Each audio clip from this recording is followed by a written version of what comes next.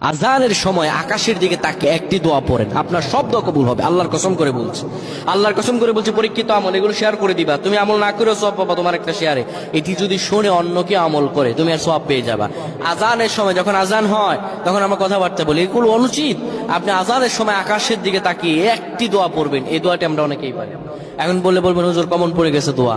আমরা অনেকেই আল্লাহ তাআলার কাছে এটা ওটা চাই, কিন্তু সঠিকভাবে চাইতে জানি না। সঠিকভাবে কোনো ব্যক্তি যদি চায় আমার আল্লাহ তাকে দয়া করবেন। আল্লাহ বলেন, বান্দা উদউনি আস্তাজিব লাকুম, আমার কাছে চাও আমি আল্লাহ সব দিয়ে দিব। সুবহানাল্লাহ।